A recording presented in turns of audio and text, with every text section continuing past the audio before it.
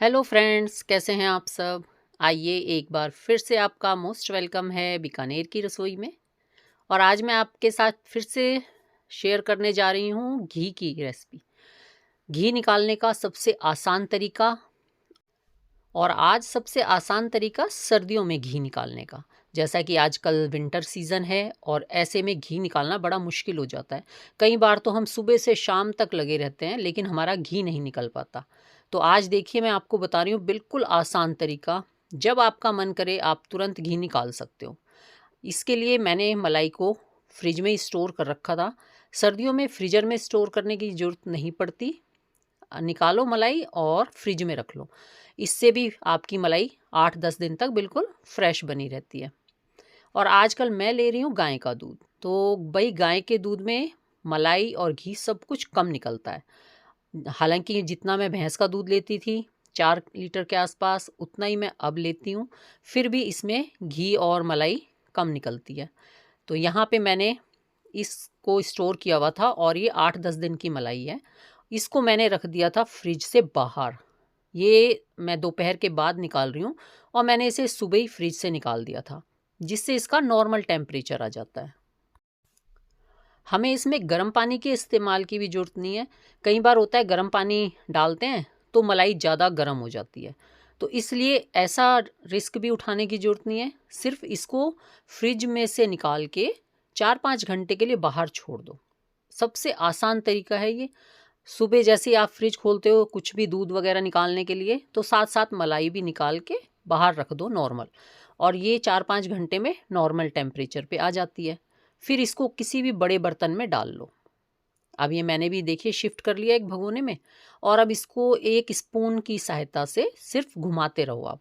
अब इसको मैंने ना जमाया है ना इसकी दही बनाई है, कुछ नहीं किया, सिंपल निकाला और इसको मैंने बनाना शुरू किया।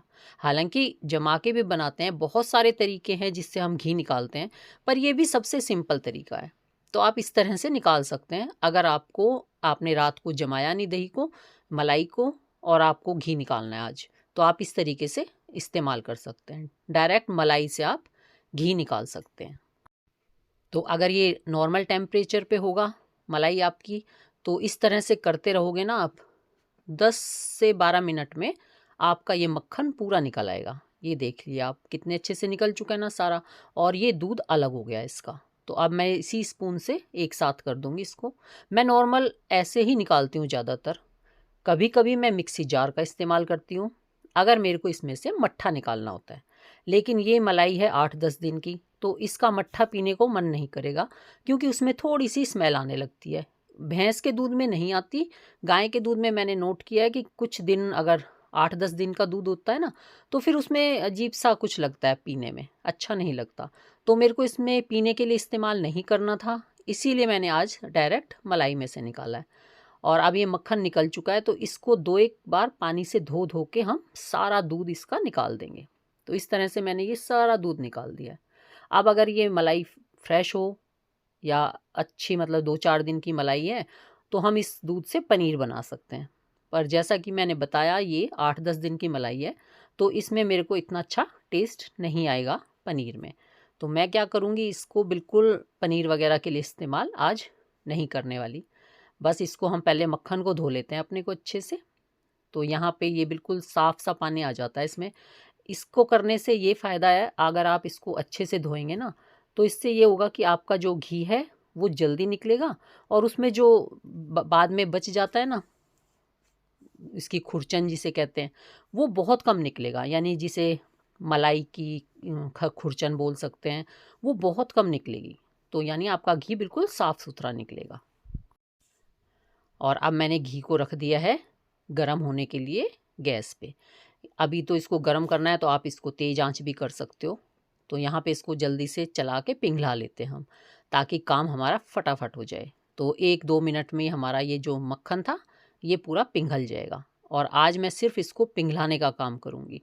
आज मैं इसमें से एकदम से घी नहीं निकालने वाली, क्योंकि इंस्टेंट सा काम है, आपका जल्दी हो जाता है। तो इसलिए इसको बहुत आसानी से और बहुत जल्दी घी निकालने का आज मैं आपको तरीका दिखा रही हूँ। तो यहाँ पे मैंने कर लिया है। ये देखिए पूरा पिघल गया ना घी। अब हमने इससे गैस बंद कर दी और इसको रख दिया है साइड में। और ये जो दूसरा ये जो दूध निकला था ना, इसको भी मैंने गर्म होने के लिए रख दिया है।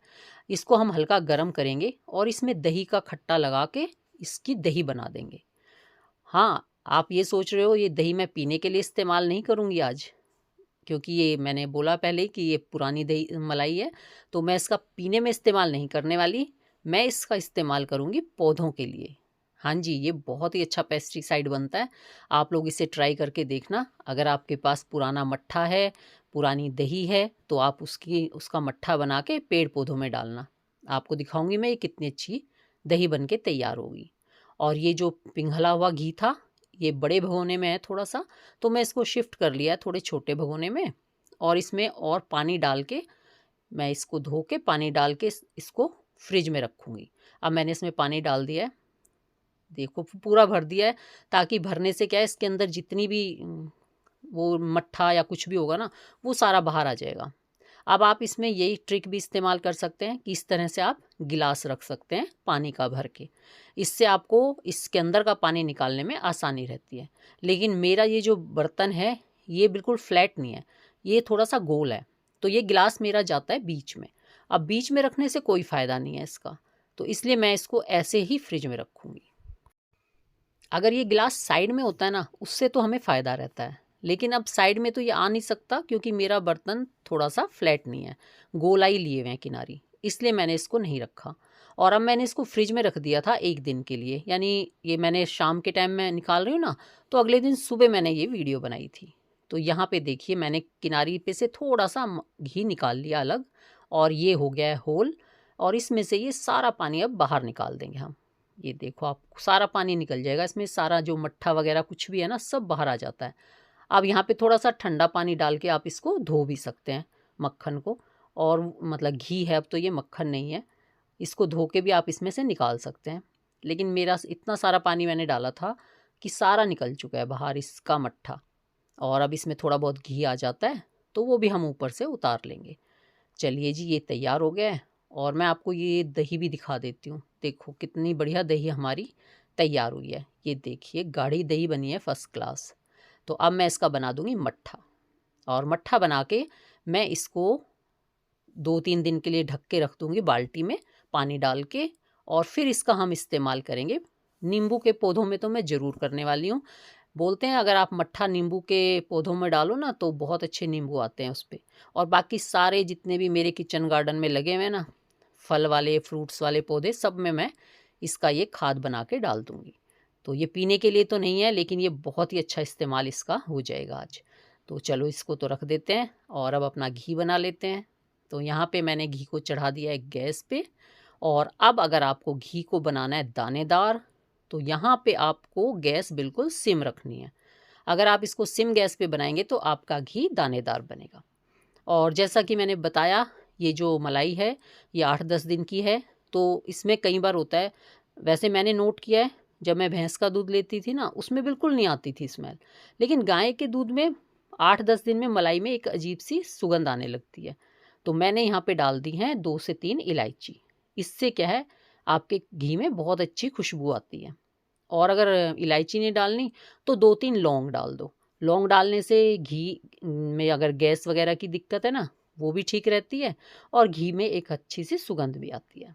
तो इसको डालने के बाद हम इसको पकाते रहेंगे गैस सिम करके, और मैं तो सिम करके छोड़ दिया था। मैंने आराम से बैठ के नाश्ता पानी करने लगी, गैस सिम कर दी, और 5-7 मिनट बाद या 10 मिनट के आसपास टाइम लग गया होगा, फिर मैंने आके देखा मेरा घी तैयार हो गया था। अब अगर आपको इसके जो बचा हुआ खुरचन होता है, इसकी मिठाई बनानी है, फिर तो देखिए आप इसको लगातार चलाते रहना, क्योंकि ये नीचे लग जाता है। और अगर आपको इसकी मिठाई नहीं बनानी तो फिर मेरे की तरह छोड़ देना। मुझे आज इसकी मिठाई भी नहीं बनानी थी, सिर्फ घी निकालना था, इसलिए मैं इसको छोड़ के आराम से बैठ गई थी। गैस सिम रखना बिल्कुल, वरना घी भी बाहर आ जाएगा और घी दानेदार नहीं बनेगा।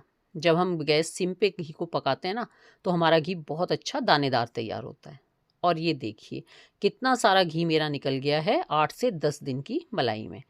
तो आप आराम से 8-10 दिन की मलाई में अगर आप 4-5 लीटर दूध लेते हैं तो 2 किलो तक घी आप निकाल सकते हो। और ये सच्चाई है, मैंने खुद निकाला है। भैंस के दूध से तो बिल्कुल निकलता है, गाय के दूध में थोड़ा सा कम निकलता है। चाहे आप कितना भी अच्छा गाय का दूध लेते हो फिर भी उसमें थोड़ा कम निकलेगा। तो अब गाय का दूध है तो थोड़ा सा कम निकलता है, बाकी बहुत अच्छा निकला है अपने हिसाब से। और अब इसमें भी जो है ना अच्छे से पका हुआ है ये जो इसका खुरचन है, तो इसमें से भी मैं दबा दबा के देखो कितना सारा घी इसमें से भी निकल जाता है। और अगर आप इसको दबाना ना हो तो यहाँ इसमें से भी आप घी आराम से निकाल सकते हैं। इसको एक कटोरी में डालना और उसमें पानी डाल के फ्रिज में रख देना, और उसके बाद जो इसमें घी होगा ना बचा हुआ, वो सारा उसके ऊपर एक लेयर की तरह आ जाता है। तो ये भी आपका पूरा घी वसूल कर लोगे, आप ज़रा भी नहीं छोड़ोगे इसमें।